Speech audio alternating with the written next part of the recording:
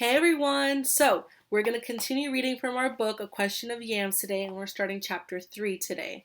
So, if you're just seeing this video for the first time and you're just seeing me talk about this book for the first time, that means you need to go back and go watch part 1 or chapter 1 and chapter 2 of me reading this book to you so you can get caught up before I start reading chapter 3, okay? If you are caught up, then welcome. Let's start chapter 3.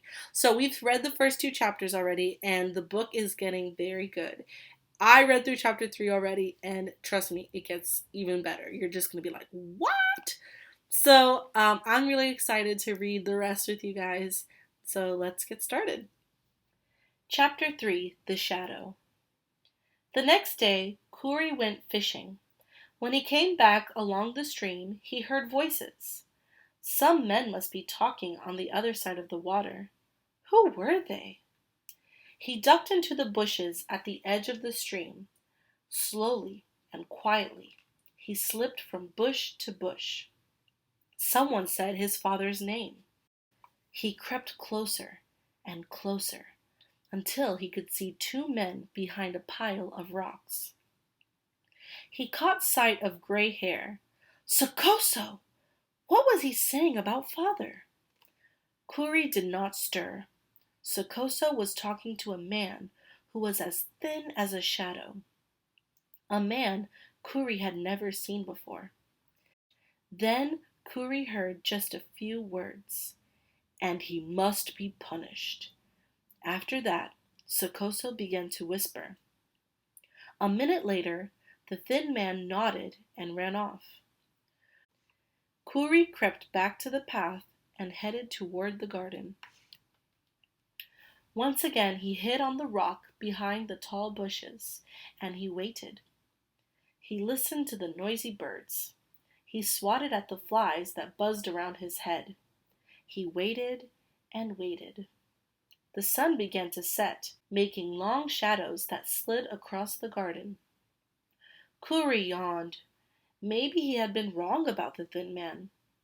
He peered through the leaves again, and another yawn died in his throat. One of those shadows in the garden was a man. It was the thin man, and he held a long, knobby stick in his hands. Kuri jumped down off the rock. The thin man raised his stick. He swung it down onto the yam vines. Kuri snatched up stones and threw them hard. He rushed from his hiding place. No! No! Stop it! He shouted. He looked up the path. Come, everyone! Come and see the wicked man in our garden! He yelled as loudly as he could. The thin man ran away just as father hurried down the path. That man tried to beat down our yams, Kuri cried. I heard Sokoso telling him what to do. The headman must have sent him to ruin our garden. To Kuri's surprise, father bowed his head. He stood right there in the garden and asked God to protect their yams. Then he added, Mighty God, you have seen the men who want to do this wicked thing. Show them your power.